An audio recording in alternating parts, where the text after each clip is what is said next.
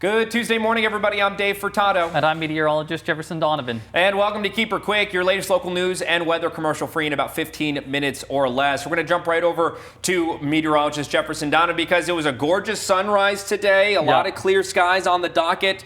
As we work our way through the next couple of days, though, there may be a change coming our way. Yeah, as we get towards the end of this weekend, there are going to be some changes. But as we take a look at your weather headlines, we are going to be looking at plenty of sunshine in the forecast area for both today and tomorrow. Today and tomorrow are going to be very similar to what we did observe on Monday and Tuesday. Now, as we do progress towards the end of the week, as Dave and I were just referencing, there may be some showers possible as we do get towards Thursday, primarily for the western portion of our viewing area in Yakima and Kittitas counties. For the Tri-Cities and also for Walla Walla and Pendleton, we will stay primarily dry on Thursday. And then as we get towards the weekend, some rain is going to be possible. We're also going to see a pretty significant cool down, and we'll explain all three of these weather headlines in more depth coming up.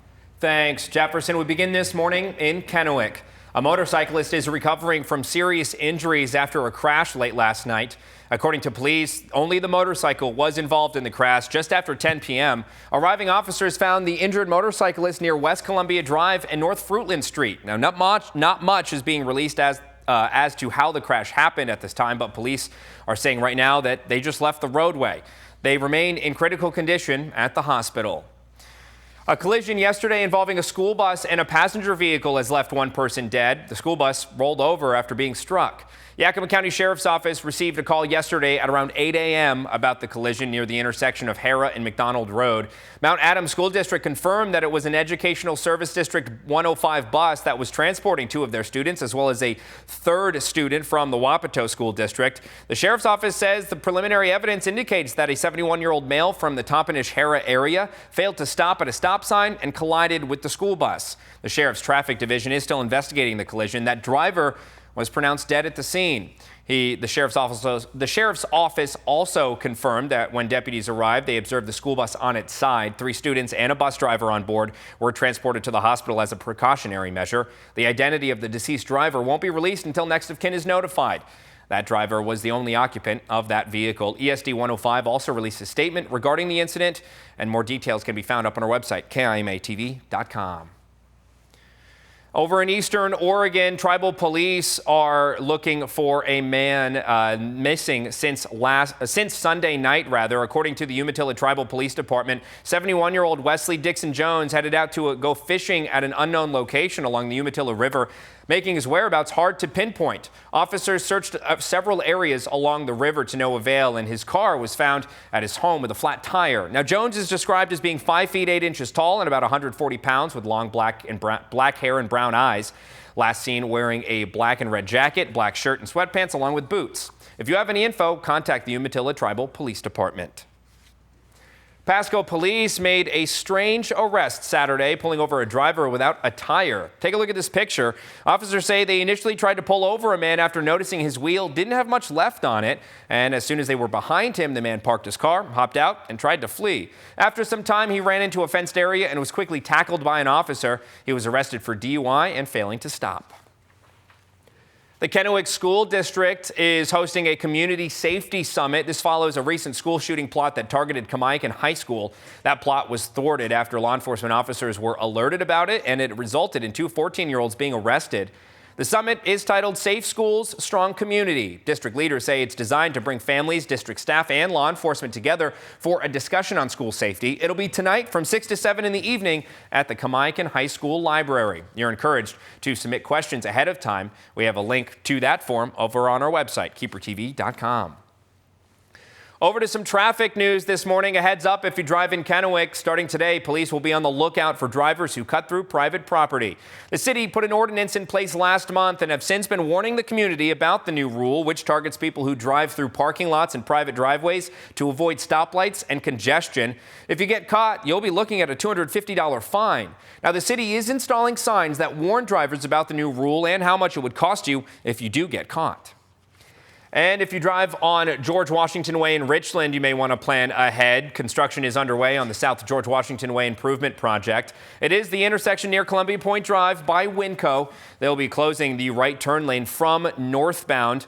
Detour is in place to help reconnect drivers to Columbia Point Drive. Now, the reason for this project is to create less traffic and improve pedestrian safety while also getting prepared for the downtown loop project that will begin in the spring. Amidst the 3-year drought covering our region, the Yakima Basin was shut down yesterday by the Washington Department of Ecology. KIMA's Ty Therian spoke with Washington and Yakima officials to find out why and what we can do to help conserve water. The Yakima Basin has shut down all surface water use through the end of October. It is expected that close to 1,500 water right holders will be affected. Emily Tosca, the communications manager of the Department of Ecology, stated that this situation is unprecedented, despite Yakima County experiencing serious droughts in both 2015 and the 1990s. This is unprecedented, and we know that this is a big challenge for agriculture and for people, living their lives and are used to turning on the faucet and water comes out. So, we do want to reassure people that they don't need to worry about their drinking water, but we are encouraging people to be really mindful about their water use. The Yakima Basin surface water is given 2 distinct systems, both irrigation and domestic. Mike Shane, the Water Irrigation Division Manager of Yakima, explained how the irrigation water system will be the most impacted, as it was shut down a whole week earlier than usual. However, the domestic system will remain as close to normal as possible thanks to the groundwater well. For a domestic supply, people won't be really apparent that we've switched from our surface water supply, which is now shut off, to now being on our groundwater supply. While facing this drought, Emily wanted to stress the importance of not only looking out for the present, but looking towards the future as well, so that way we can avoid a situation like this from ever happening again. Despite households being mostly unaffected by the drought, there is still a plethora of ways that you at home can save water, such as repairing leaky pipes, making sure all faucets are turned off when you are finished with them, or even mowing your grass with the blade 3 inches above the ground can help by avoiding cutting the roots and save on water in the long run. The expectation is that the Yakima Basin will be turned back on by October 31st. However, the Department of Ecology will be monitoring the situation day by day. Reporting for KIMA Action News, I'm Ty Therian. KIMA's Ty Therian, thank you. And if you want to learn about other methods for conserving water, you can visit yakimawa.gov, or for updated info on the Yakima Basin, email the Department of Ecology service line at wrcro@ecy.wa.gov. And with that, let's jump right over to meteorologist Jefferson Donovan. Jefferson, we were talking earlier today about the reservoir levels being dire is how you described it. I mean, and honestly, anything operating at 10% or less, I don't even think it would be operating effectively or even efficiently. Yeah, no, and that is why we are trying to take so many measures to try to preserve water. Now, I understand that we are starting to turn the corner into the wet season, but even with that, we really need, or I should say, circumstances still do warrant conservation because these reservoir levels are not where they should be. We're at 10% of capacity at Rimrock Reservoir, 11% capacity at Ketches, and 6% at Keechelis. Now, what I will say is that those are all in the Yakima Basin. That is why we are so concerned about the water coming out of the Yakima River Basin. Now, for McKay Reservoir in Oregon and Cold Springs, we are also not sitting at optimal reservoir levels. That is again, why these steps are being taken to conserve water. Now, what I will say is that for today, we are going to be looking at sunshine around the forecast area. Certainly no water being added to any basins for today. Everyone will be looking at sunshine. I would caution that the model that compiles this map is going a little bit too warm for today. High temperatures in the Tri-Cities, I believe, will likely crest only in the low 70s. Similar story in the Yakima Valley. Look for low 70s today, upper 60s to low 70s in the Kittitas Valley, with daytime highs likely in the low 70s for the Blue Mountain foothills as well. Now, for the next 2 days after today, we are going to see more sunshine on Wednesday with those high temperatures into those upper 60s to low 70s. By Thursday, though, clouds are going to roll into the forecast area, and we may even see a slim chance of showers for Yakima and Ellensburg. Now, let's talk about overnight low temperatures. We have seen some very very chilly nights the past few nights. As we go forward in time, overnight low temperatures are going to moderate a bit overnight tonight into very early Wednesday morning. We will be looking at values that are still going to be relatively cool, upper 30s to low 40s for many of us. As we go into Wednesday night, though, more of us will be sticking in the 40s, and then by Thursday night, all of us in the region will be sticking in the 40s. So at least overnight low temperatures are going to moderate as we do advance forward in time. Now let's talk about precipitation chances with the Storm Tracker Futurecast. As we go into Thursday, there is going to be a chance of showers and thunderstorms primarily focused on the western portion of our viewing area, including Kittitas County and Yakima County. On Friday, there's going to be a slim chance of showers in the morning and afternoon, but by Friday evening, shower chances will certainly increase around the forecast area. Going into Saturday, there is going to be a good chance of showers. And then on Sunday, just a slight chance of showers for most of us, but I am including a good chance of showers for the Blue Mountains and adjacent foothills on Sunday afternoon. Now let's talk about temperatures, or at least the temperature trend. As we go into Thursday, we're going to have this upper level low dropping down and parking itself off the shoreline of the Pacific Northwest. That is what could spawn some of those thunderstorms, showers and thunderstorms, that is, on Thursday. But as we go into the weekend, this is going to kick inland, and that is what is going to bring those better shower chances on Saturday, with some lingering shower chances on Sunday. It's also going to bring a significant cool down. In fact, by the time we get to Saturday, Sunday, and Monday, many of us will see daytime highs only into the upper 50s to low 60s. We'll have more on that tomorrow, but for right now, I'm going to toss it back to Dave.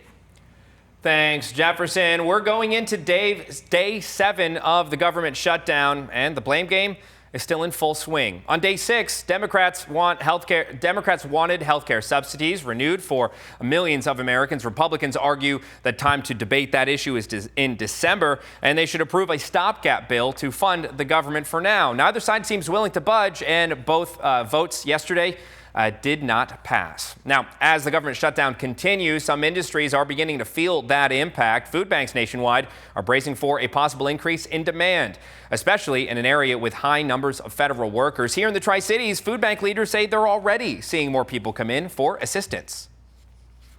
We have sites in Richland, Benton City, and Kennewick. And in Richland alone, every day they're open, they get 5 to 10 new people. So that's a big uptick when you get the percentages of the days we're open. I know other food banks from other parts of our state have all been very apprehensive about what's coming, and we're watching it. Now, according to the U.S. Office of Personnel Management, Washington state ranks in the top 10 of states with federal workers at more than 62,000. Some nonprofits across Umatilla and Morrow counties are celebrating a major milestone, the completion of a $1.2 million solar energy project. Check this out. 9 community organizations are now powered by the sun. Leaders with the project say the installations, which were completed over the last 18 months, generate 250 kilowatts of carbon-free energy, helping these nonprofits slash their electric bills by up to $1,500 a year. From day one, they're going to save 80% on their electricity bill. In 10 years and 25 years even, they'll still be saving around 80% of their electricity. So we think of it as a long-term investment. It will only continue to be valuable for all the facilities. Now, the solar initiative is part of Amazon's ongoing investment in Eastern Oregon, as more than $2 million went to local programs just this year.